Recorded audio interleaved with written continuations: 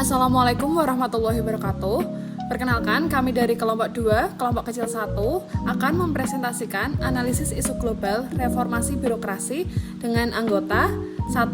NK Dini Suara, 2. Fadilah Nurhayati, 3. Irfan Kausar Ramadan, 4. Naufal Bari Pratama, dan 5. Yunika Herawati.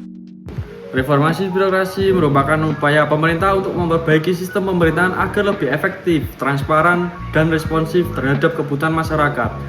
Isu ini muncul karena masih adanya pelayanan publik yang lambat, prosedur yang rumit, praktik korupsi, serta rendahnya profesionalisme aparatur negara.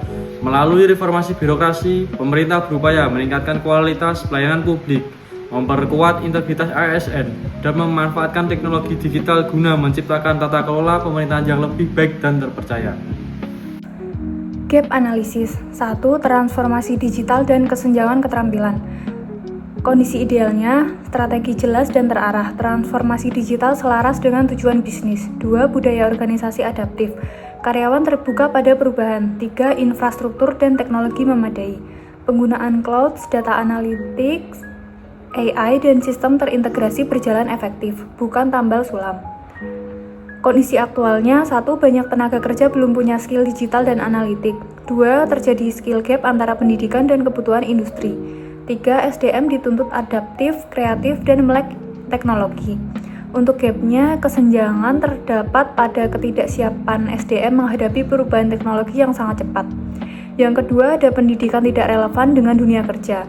Kondisi idealnya yang pertama lifelong learning, belajar seumur hidup. 2. Reskilling dan upskilling terus-menerus. Kondisi aktualnya kurikulum tertinggal dari perkembangan industri dan lulusan tidak siap kerja. Untuk gapnya, kesenjangan terjadi karena pendidikan belum sepenuhnya mengikuti kebutuhan dunia kerja yang terus berubah. Yang ketiga, transparansi dan pemberantasan korupsi. Kondisi idealnya, 1. Penguatan sistem audit dan keterbukaan informasi. 2. Mengurangi praktik korupsi. 3. Meningkatkan kepercayaan masyarakat. Kondisi aktual saat ini masih banyaknya tindak pidana korupsi di sektor pemerintahan karena kurangnya transparansi yang disebabkan oleh budaya birokrasi yang tertutup akibat adanya konflik kepentingan.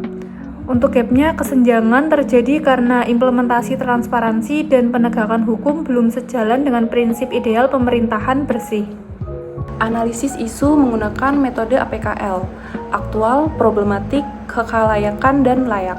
Untuk isu yang pertama, transformasi digital dan kesenjangan keterampilan, mendapatkan skor jumlah 16, dengan prioritas di urutan ketiga. Kemudian untuk isu yang kedua, pendidikan tidak relevan dengan dunia kerja, mendapatkan skor dengan jumlah 18 dengan prioritas urutan nomor 2. Kemudian isu yang ketiga, transparansi dan pemberantasan korupsi, mendapatkan skor dengan jumlah 19 menjadi prioritas yang pertama. Analisis isu menggunakan teknik USG, Urgency, Seriousness, Growth. Untuk isu yang transformasi digital dan kesenjangan keterampilan mendapatkan skor prioritas sebesar 13. Kemudian isu pendidikan tidak relevan dengan dunia kerja mendapatkan skor prioritas sebesar 14. Kemudian isu yang ketiga, transparansi dan pemberantasan korupsi mendapatkan skor prioritas sebesar 15. Jadi untuk kesimpulan yang kita ambil dalam analisis isu tersebut yaitu isu transparansi dan pemberantasan korupsi. Analisis penyebab isu menggunakan diagram fishbone. Terdapat 6 indikator yaitu man, method, environment, machine, material, dan measurement. Untuk bagian man, terdapat rendahnya integritas dan profesionalisme ASN, budaya koruptif yang masih mengakar, kesenjangan keterampilan digital. Method, produser birokrasi yang rumit dan berbelit, pengawasan internal yang lemah, dan sistem audit belum terintegritas. Yang ketiga, environment, yaitu budaya organisasi yang tertutup, ego sektoral antar instansi, resistensi terhadap transparansi. Yang keempat, yaitu machine, infrastruktur IT belum memadai, fragmentasi sistem atau data silo, kurangnya dashboard transparan publik.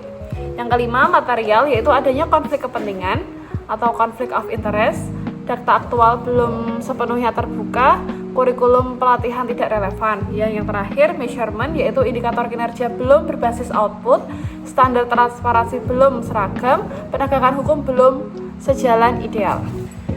Dan yang terakhir ada pada bagian kesimpulan, yang mana reformasi birokrasi merupakan upaya pemerintah untuk menciptakan tata kelola pemerintahan yang efektif, transparan, dan akuntabel. Namun, pelaksanaannya masih menghadapi kendala seperti kendala pada birokrasi yang rumit, rendahnya integritas ASN, budaya organisasi yang masih tertutup, serta sistem transparansi dan audit yang belum optimal. Kondisi itu menjadi salah satu faktor yang memicu masih terjadinya tindak pidana korupsi di sektor pemerintahan akibat lemahnya transparansi dan adanya konflik kepentingan dalam birokrasi. Kesenjangan antara kondisi ideal pemerintahan yang bersih dengan realitas di lapangan menunjukkan bahwa implementasi transparansi dan penegakan hukum belum berjalan secara maksimal.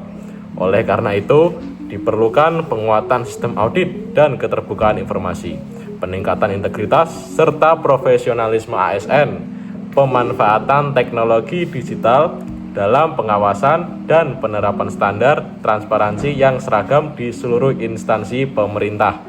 Dengan langkah tersebut, diharapkan praktik korupsi dapat diminimalkan, kualitas pelayanan publik meningkat, dan kepercayaan masyarakat terhadap pemerintah semakin kuat.